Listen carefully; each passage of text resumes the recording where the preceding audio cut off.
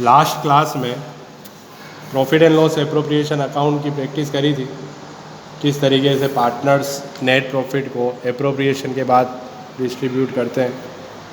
Next जो topic है वो है adjustment in closed partnership accounts, Hindi में बंद हुए साझेदारी खातों में समायोजन। Sometimes partnership accounts are closed without taking case of conditions given in the partnership deed in respect of interest on capital, interest on drawings, partner's salary, commission, interest on loan, etc. बहुत बार partners जो उनको net profit last में earn करती है firm, तो appropriation किए बिना अपने रेशो में वो डिवाइड कर लेते हैं, डिस्ट्रीब्यूट कर लेते हैं। जब एग्रीमेंट किया गया था पार्टनरशिप डीड में कंडीशंस लिखी जाती है कि प्रॉफिट डिवाइड करने से पहले हम हमारी कैपिटल पर इंटरेस्ट लेंगे, अगर कोई पार्टनर ड्राइंग्स करता है तो उस पर फर्म इंटरेस्ट लेगी, किसी एक्टिव पार्टनर को सैलरी देनी है या कमीशन देना है, किसी को लोन देना है तो ये लोन पर इंटरेस्ट देना, ये सब एडजस्टमेंट करने से पहले ही हम प्रॉफिट डिस्ट्रीब्यूट करते हैं या ये सब एडजस्टमेंट करना भूल जाते हैं। और 31 मार्च को जो फर्म ने नेट प्रॉफिट अर्न किया वो पार्टनर आपस में बांट के, और नेक्स्ट ईयर में उनको याद आता है कि जो हमने पार्टनरशिप डीड में कंडीशंस रखी थी उनको फॉलो नहीं किया गया। तब नेक्स्ट ईयर में जो एडजस्टमेंट किए जाते हैं उनको कहते हैं adjustment in closed partnership accounts. Closed partnership accounts इसलिए कहा जाता है क्योंकि 31 मार्च को profit and loss appropriation account बनाया जा चुका है, पार्टनर्स कैपिटल अकाउंट बना के और फर्म की बैलेंस शीट बन गई, और नेक्स्ट ईयर में हमको पता चलता है कि लास्ट ईयर ये एडजस्टमेंट या ये एप्रोप्रिएशन नहीं किए गए। तो वापस एक बार पढ़ रहा हूँ, sometimes partnership accounts are closed, जो 31 मार्च को क्लोज होंगे, without taking care of conditions given in the partnership deed in respect of interest on capital. Partnership deed में उन्होंने लिखा था interest on capital, interest on drawings, partner salary, commission, interest on loan et cetera. तो ये सब किए बिना ही उन्होंने प्रॉफिट को डिस्ट्रीब्यूट कर दिया। तो 11th क्लास में एक टॉपिक हमने पढ़ा था रेक्टिफिकेशन ऑफ एरर, जिसको कहते हैं। नेक्स्ट ईयर में जाके या ट्रायल बैलेंस बनने के बाद पता चलता था कि यहाँ पर एरर्स हुई है, रेक्टिफाई करना है, तो हम वहाँ जाकर पीछे जाकर कार्ड पास नहीं कर सकते या उसको रेक्टिफाई नहीं करते, तो rectification entries, rectify journal entry करनी पड़ती थी। तो उसी तरीके से यहाँ भी जब 31 मार्च को अकाउंट्स बनकर बंद हो चुके हैं तो उन अकाउंट्स को हम चेंज नहीं कर सकते। तो नेक्स्ट ईयर में ऐसी क्या जर्नल एंट्रीज की जाए जिससे पहले जो हमने गलती की है वो कंपनसेट हो जाए, जो रेक्टिफिकेशन हो जाए, जो एरर हमने कमिटेड की थी लास्ट ईयर के अकाउंट्स में। तो आगे similarly sometimes partners decide some new arrangements in respect of aforesaid adjustment or profit sharing ratio applicable with retrospective effect after close of partnership account। ये था बहुत बार पार्टनर ऐसे डिसीजन भी लेते हैं जैसे किसी प्रॉफिट शेयरिंग रेशो को चेंज करना है, तो अंडर सच सर्कमस्टांसेस रेक्टिफिकेशन में बी डन। तो कहता है कि जब अकाउंट्स बंद किए जा चुके हैं उसके बाद लास्ट ईयर से रिलेटेड कोई डिसीजन लिया जाता है, तो ऐसा अगर एडजस्टमेंट करना है तो इसके दो मेथड होते हैं। First, adjustment by one adjustment entry. First method में सिर्फ एक एंट्री ऐसी पास की जाएगी जिससे लास्ट में हमने जो भी गलतियाँ करी है, जो भी एरर्स करी है, वो सब रेक्टिफाई हो जाए।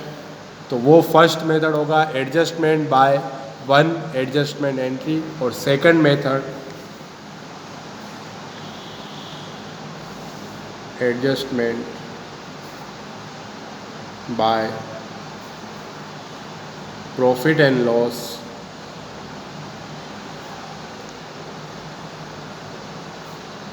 Adjustment account.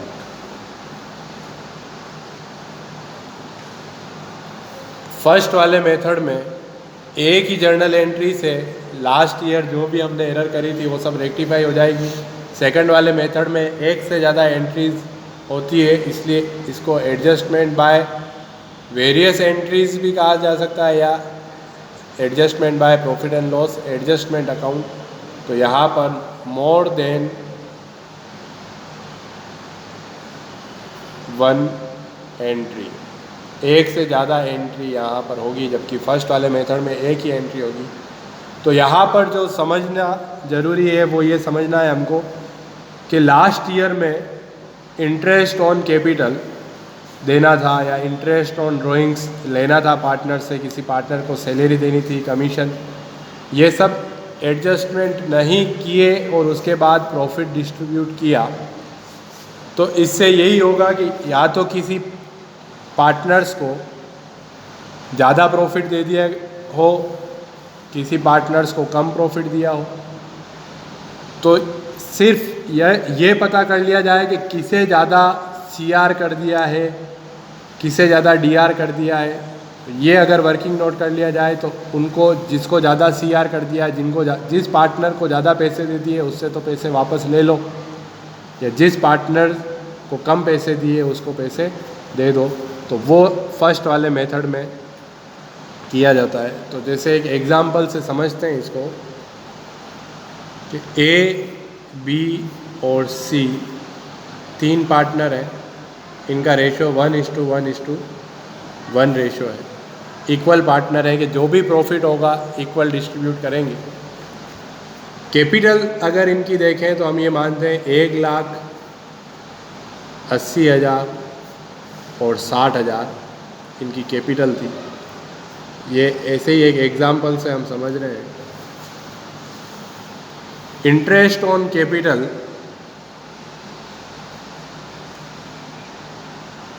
इन्होंने डिसाइड किया था 5% पर एनम। अब फर्म ने प्रॉफिट कमाया, वो प्रॉफिट फर्म ने कमाया ईयर एंड में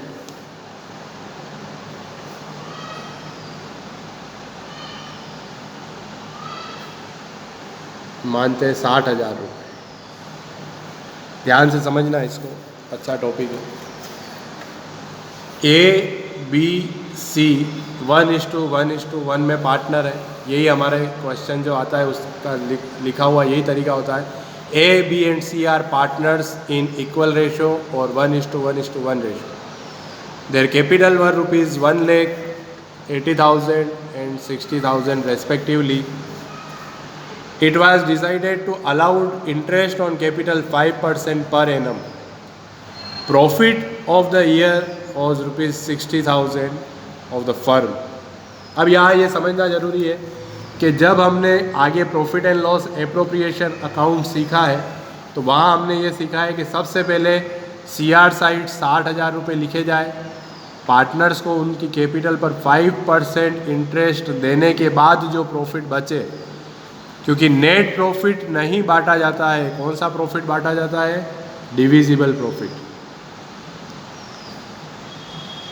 तो यहाँ जो हमको ये टॉपिक नया हमारे पास आया वो यही टॉपिक है कि 60,000 रुपये में से इनका जो इंटरेस्ट बनता है 5% की रेट से, ए का इंटरेस्ट बनता है 5,000, बी का इंटरेस्ट बनता है 4,000, सी का इंटरेस्ट बनता है 3,000। जब profit and loss appropriation account बनाया जाए तो वो जो हमारा तरीका है वो होना चाहिए कि 60,000 रुपये जब सीआर साइड में लिखेंगे, अगर इसको सही तरीके से किया जाए तो profit and loss appropriation account. लिखते हैं बाय नेट प्रॉफिट 60,000 और to interest on capital A B और सी 5,000, 4,000, 3,000। तो ये जो हम अभी तक पढ़ चुके हैं वही वापस रिवाइज कर रहा हूँ। 60,000 में से ये 12,000 रुपये लेस किए तो जो प्रॉफिट बचा टू पार्टनर्स कैपिटल, उनकी कैपिटल में ए बी और सी में 60,000 में 12,000 रुपये लेस किए। 48,000 कौन सा प्रॉफिट है? डिविजिबल प्रॉफिट, उसको बांटा जाता है। तो रेशो क्या है तीनों का? 1:1:1। 48,000 को बांटेंगे 16,000 इसके, 16,000 इसके, 16,000 इसके। तो ये जो क्वेश्चन अभी तक हम पढ़ चुके हैं वो ये चीज़ है 60,000। अभी जो टॉपिक हमको पढ़ना है वो ये नहीं है। ये तरीका होता है सही कि इस तरीके से प्रॉफिट बांटना चाहिए था। इसी क्वेश्चन को समझना है हमको। वो ये कह रहा है कि 60,000 रुपये में से ये 12,000 रुपये इंटरेस्ट देने के बाद बांटना था, पर पार्टनर्स एप्रोप्रिएशन करना भूल गए। भले ये इंटरेस्ट ऑन कैपिटल का हमने एग्जांपल लिया, किसी को सैलरी देनी थी, सैलरी देना भूल गए, इंटरेस्ट ऑन कैपिटल देना भूल गए और इस 60,000 रुपये को तीनों में बांट दिया। तो कितना कितना बांटा होगा? 20,000, क्योंकि इक्वल रेशो है। तो यहाँ पर देखा जाए तो ए को, बी को और सी को जब गलती करी, इंटरेस्ट ऑन कैपिटल दिए बिना कितने रुपए बांट दिए? 60,000। तो 1:1 है, तो 60,000 इंटू 1/3, 20,000 इसको दे दिए, 20,000 इसको दे दिए, 20,000 इसको दे दिए। कंसंट्रेशन पूरा रख के समझना क्वेश्चन, एग्जाम के लिए बहुत important question. Profit and loss appropriation, जिस क्वेश्चन का वर्किंग नोट ज़्यादा वो उतना ज़्यादा इंपॉर्टेंट। क्या गलती करी? प्रॉफिट कितना कितना बांटना था? 16,000, 16,000 और 16,000। बिना इंटरेस्ट ऑन कैपिटल दिए प्रॉफिट बांट दिया गया 20,000, 20,000 और 20,000। तो किसे नुकसान हुआ, किसे फ़ायदा हुआ इसमें? ऐसे देखा जाए तो तीनों को फ़ायदा ही है। 20,000, 16,000 सिर्फ प्रॉफिट का देखें, जबकि देखा जाए तो नुकसान हुआ है ए को। ए को अगर इंटरेस्ट ऑन कैपिटल दिया जाता तो ए को 5,000 रुपये तो मिलते ब्याज के, और 16,000 रुपये किसके मिलते? प्रॉफिट के। कितने रुपए बन रहे थे उसके? 21,000। और ऐसे बांटने पर 20,000 ही मिले। तो ए के बन रहे थे 5,000 इंटरेस्ट के, 16,000। तो सही तरीके से अगर क्वेश्चन किया जाता है तो ए को देने थे 21,000 रुपये, जबकि दिए गए कितने? 20,000 रुपये। बी को 4,000 इंटरेस्ट के और 16,000 रुपये प्रॉफिट के, तो 20,000 ही मिलते, और 20,000 ही मिल रहे हैं तो इसके कोई फ़र्क नहीं पड़ा गलती होने से। पर सी के फ़ायदा हो गया, जब 3,000 रुपये और 16 उसको मिलने थे 19, और मिले कितने? 20,000। तो यही हमको वर्किंग नोट करने में करके पता करना है कि जब लास्ट ईयर, क्योंकि ये सब हम कर चुके हैं, गलती क्या करी? प्रॉफिट एंड लॉस एप्रोप्रिएशन बनाना था ऐसा, और बनाया क्या? इस तरीके से 60,000 रुपये इधर और तीनों को बांट दिए कितने? 20,000। तो यहाँ पर हम वर्किंग नोट करके पता करेंगे कि किसको ज़्यादा पैसे दे दिए? सी को। और किसको कम दिए? ए को। 1,000 रुपये जो किसको मिलना चाहिए था ज़्यादा? ए को, वो दे दिया हमने सी को। बी में कोई गलती नहीं करी तो बी का नाम आएगा ही। तो जब हम किसी पार्टनर को प्रॉफिट देते हैं तो उसकी कैपिटल डीआर होती है या सीआर होती है? कैपिटल बढ़ी या कम हुई उसकी? सीआर होती है। तो किसको ज़्यादा से सीआर कर दिया हमने? सी को। ध्यान से समझना इसको। जब हमने प्रॉफिट बांटा होगा तब किसको ज़्यादा दे दिया? सी को। तो सी को ज़्यादा सीआर किया हुआ, तो इसको वापस क्या कर दो? डीआर कर देंगे। और किसको कम सीआर किया था? ए को, उसको अब सीआर कर देंगे। तो ये सिर्फ ए की एंट्री पास करनी पड़ती है। वो कहता है कि भले तुमने कुछ भी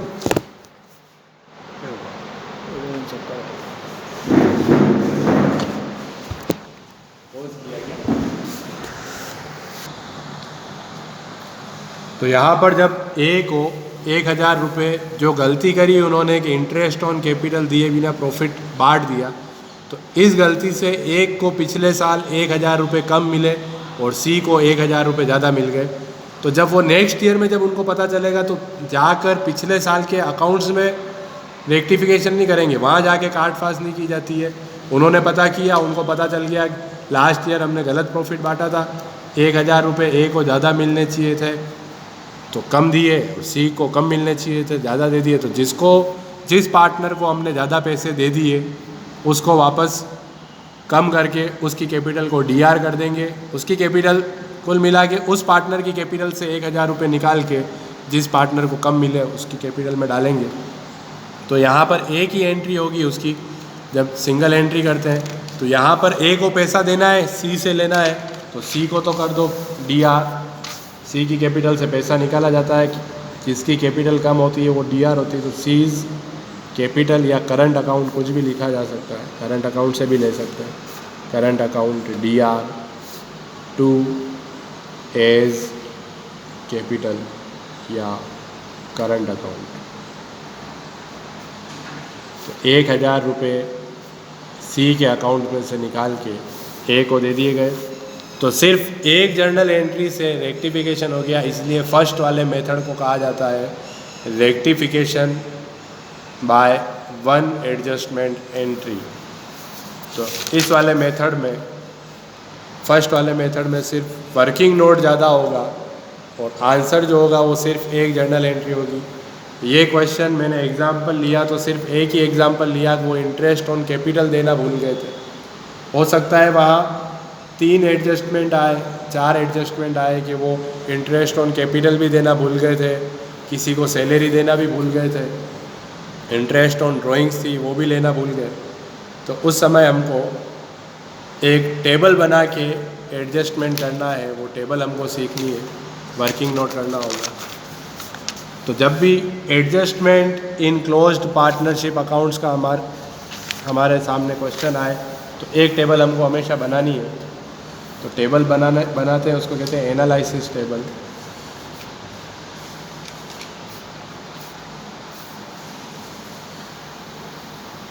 ये टेबल बुक में नहीं दे रखी है। टेबल बनाने का तरीका, इससे क्वेश्चन इजी हो जाता है। एक कॉलम बनाएंगे हम पर्टिकुलर्स का, एक कॉलम बनेगा जो पार्टनर है, जितने पार्टनर हैं उनके कॉलम। हमने ये क्वेश्चन लिया था 3 पार्टनर, तो 3 कॉलम बनेंगे ए बी सी, और एक कॉलम बनेगा फर्म का।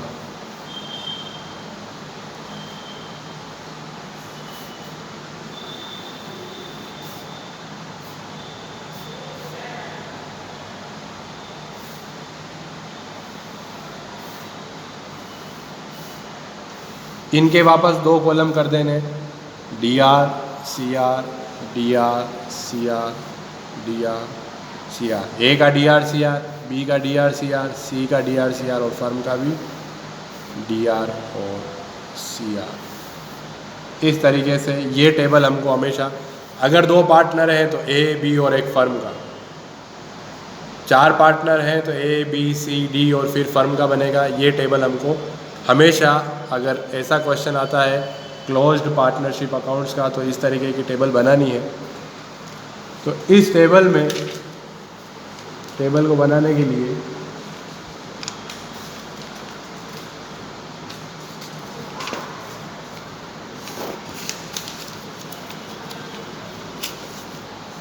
क्वेश्चन लेते हैं। जैसे अभी जो क्वेश्चन लिया था उसमें ए बी सी 3 पार्टनर हैं, 1,80,000 60,000। इंटरेस्ट ऑन कैपिटल 5% देना भूल गए थे, ये भी दिया हुआ हो। फिर सैलरी, और मैं ले लेता हूँ उसमें, उस क्वेश्चन में salary to A, salary to A ये भी देनी थी, मान लो 3,000 रुपये, और commission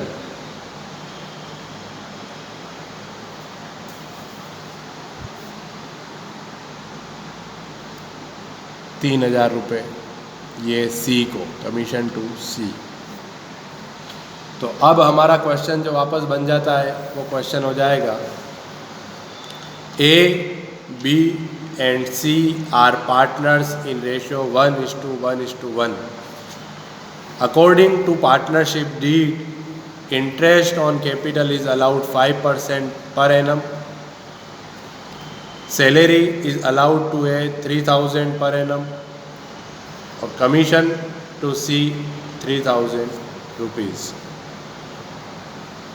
Profit of the year ended was rupees 60,000 and it was distributed among the partners without taking adjustment about appropriation.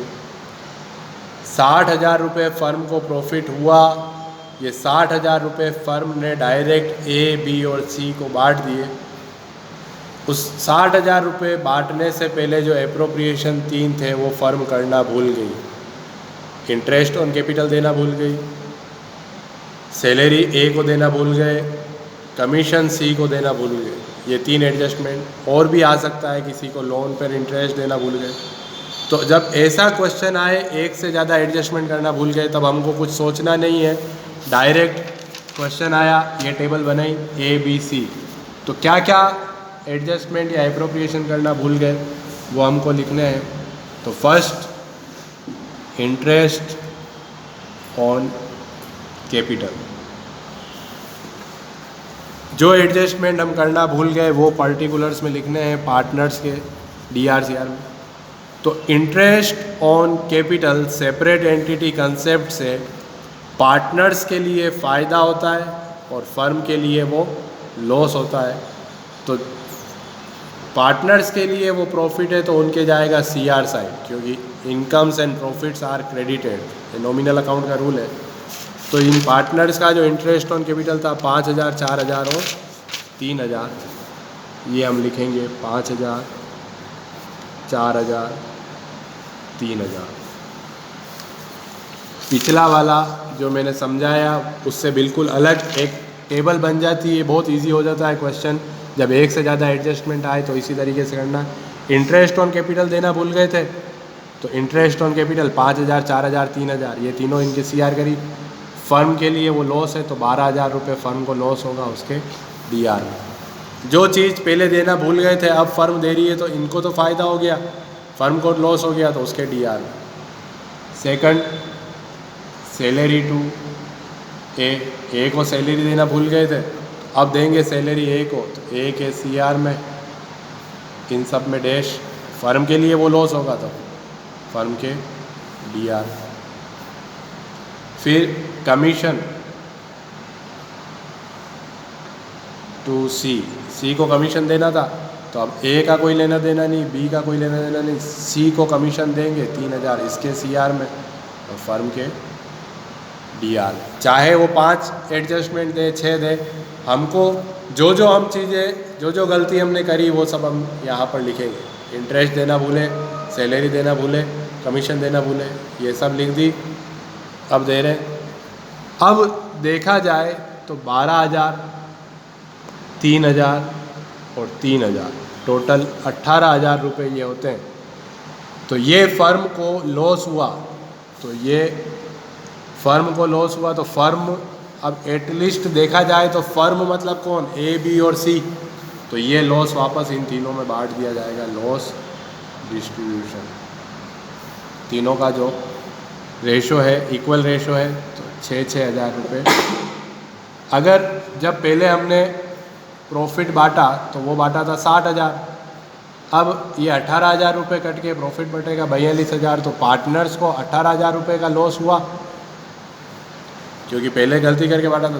तो ये लॉस डिस्ट्रीब्यूशन 6,000 रुपये तीनों के DR कर देंगे कि इतना पैसा अब कम बटेगा। इसके बाद हमको टोटल करनी है, तो इसकी तो टोटल हो गई इक्वल 18,000 फंड की। ए की टोटल करेंगे तो ए के DR में 6,000, CR में 8,000। ए के DR की टोटल 6,000, CR की टोटल 8,000, बी की 6,000 और 4,000, इसके 6,000 और 6,000। इस तरीके से हमको क्वेश्चन करना है। तो 2000 रुपये इसके CR में, 2000 रुपये इसके DR में, और इसके दोनों तरफ इक्वल है। तो बस ये चीज़ हमको लास्ट में देखनी, वो एंट्री हो जाएगी। तो 20 capital account DR to S capital.